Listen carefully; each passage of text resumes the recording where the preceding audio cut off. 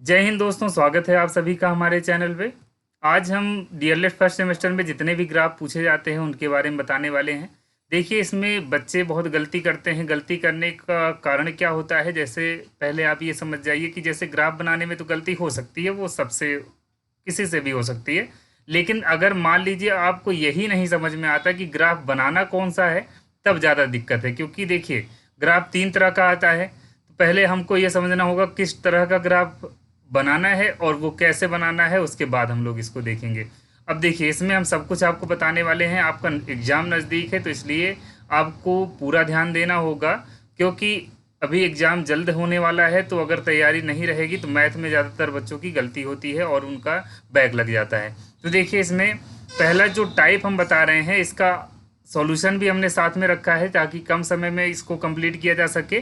देखिए, इसमें बोला गया चित्रारेख, चित्रलेख या फिर चित्रलेख भी बोला जा सकता है, पिक्टोग्राफ बोला जाता है। तो देखिए, अलग अलग नामों की वजह से ही गलती होती है, तो इसी पर तो हमको ध्यान देना है। अगर आपसे बोला जाए चित्रलेख या चित्ररेख या फिर पिक्टोग्राफ बोला जाए, तो पिक्टोग्राफ आपको इसी तरीके से बनाना होगा। आइए इसको समझते हैं कैसे किया जाता है। सबसे पहले क्वेश्चन में देखिए इतना दिया गया होगा, जो आपको दिख रहा है कि दी गई सारणी में विभिन्न खेलों में रुचि रखने वाले किसी विद्यालय के शिक्षार्थियों की संख्या दी गई। जैसे फुटबॉल में 200 शिक्षार्थी जो है रुचि रखते हैं, और हॉकी में 140, क्रिकेट में 100, कबड्डी में 80 और शतरंज में 20।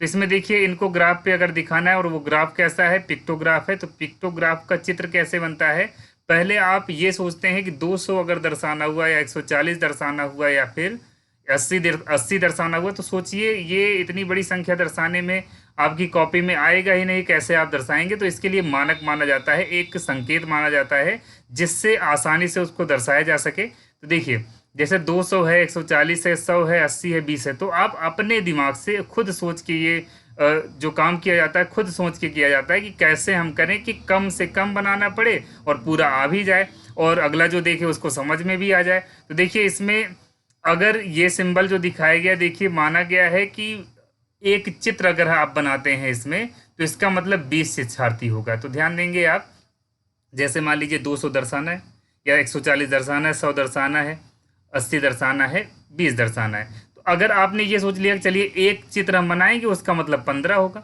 तो अब इसका मतलब तो गड़बड़ है ना, क्योंकि 15 अगर आप दिखाते हैं तो 15 से ये 20 तो नहीं दिखाया जा सकता है, 80 नहीं दिखाया जा सकता है, 100 भी नहीं दिखाया जा सकता है। तो आप इस तरह से मानिएगा ताकि सब दिखाया जा सके। जैसे देखिए, आप वही संख्या मानेंगे जिससे ये जो दी गई संख्याएं होती हैं वो विभाजित हो जाएं। तो सिंपल सा तरीका इसका ये होता है कि आप इसमें इन सब का मासा निकाल लीजिएगा। अगर इतना नहीं कर पाते हैं तो खुद दिमाग लगाइए कि किससे ये सब विभाजित हो जाएगा। मैक्सिमम नंबर आपको वो सोचना होगा जिससे ये सब के सब डिवाइड हो जाएं। जैसे 20 अगर आप मानते हैं तो 20 से ये और ये सब डिवाइड हो जाएगा, और 20 जो है वो मैक्सिमम नंबर है।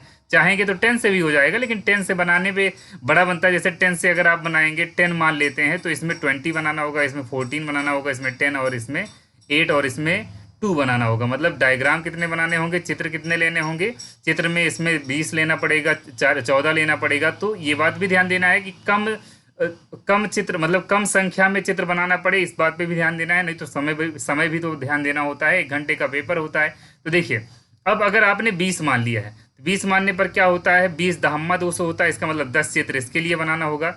20 को जैसे 200 को 20 से भाग देते हैं तो कितना आएगा, 10 चित्र इसमें बनाना होगा। और अगर 140 को 20 से भाग देते हैं तो 7 चित्र इसमें बनाना होगा। और 100 को अगर हम 20 से भाग देते हैं तो 5 चित्र इसमें बनाना होगा। 80 को 20 से भाग देते हैं तो 4 चित्र इसमें और इसमें 1 चित्र।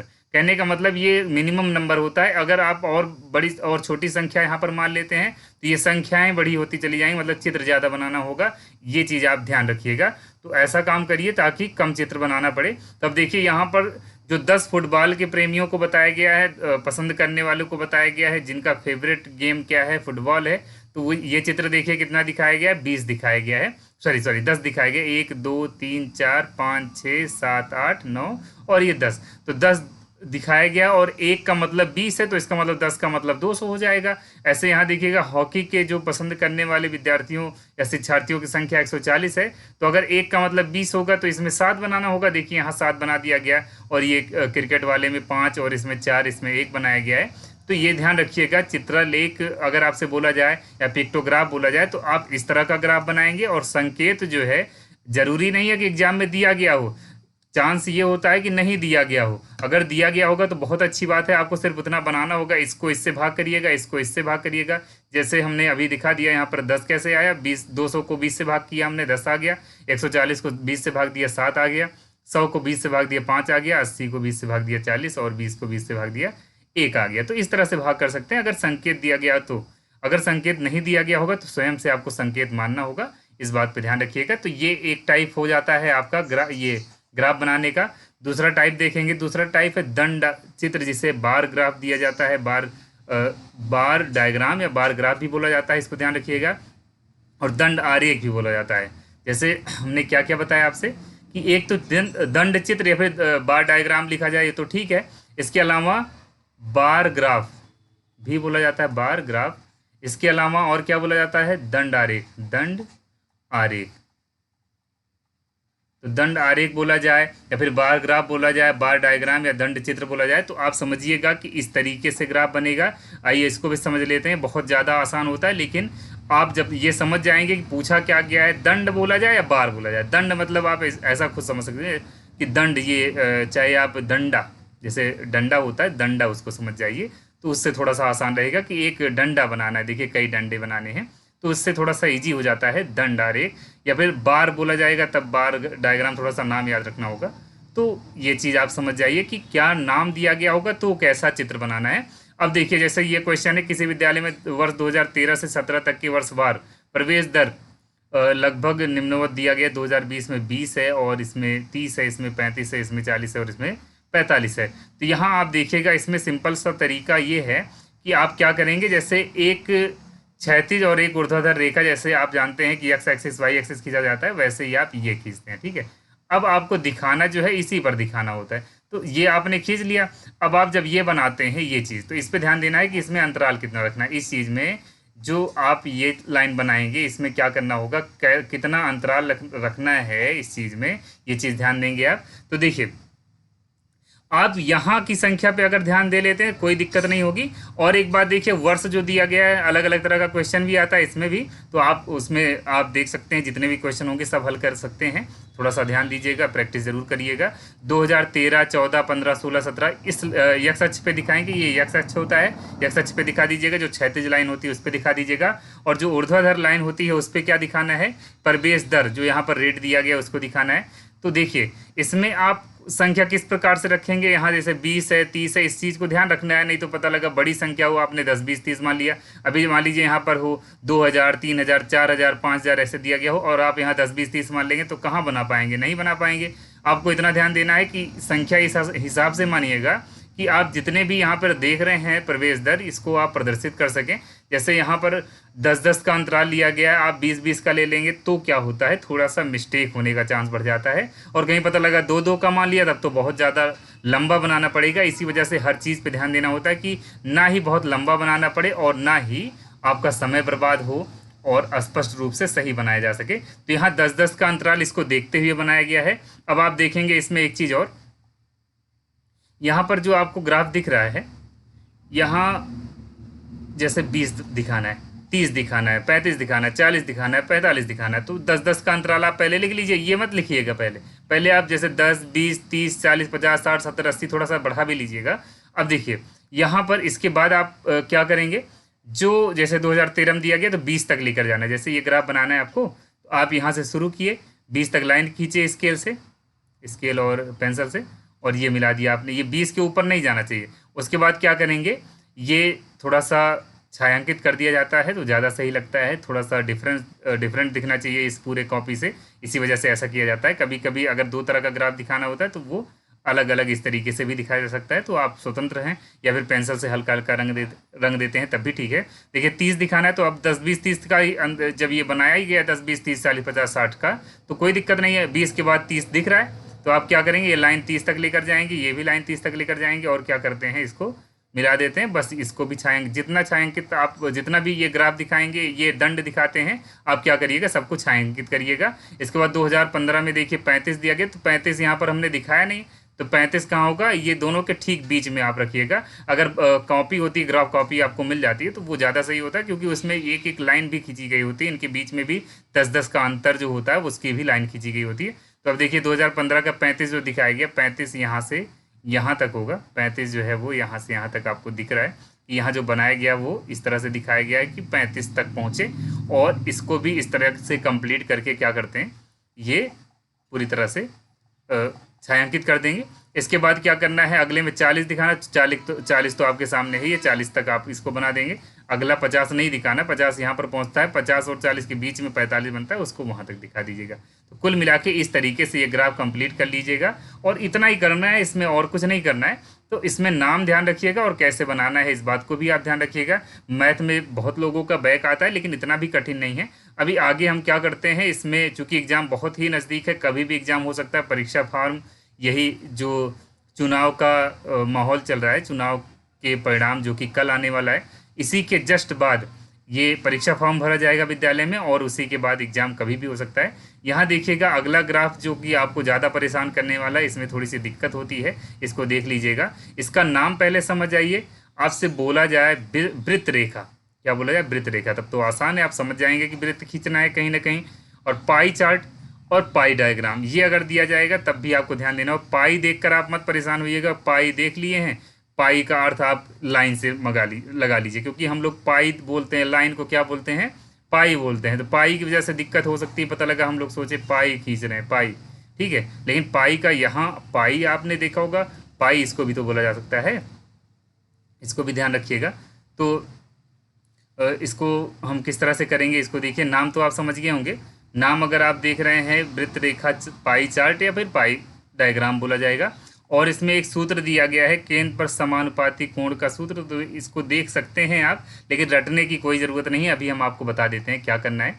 देखिए ये बारंबारताओं का योग दिया गया है, पहले क्वेश्चन एक देख लेते हैं, ऐसे कई क्वेश्चन आ सकते हैं।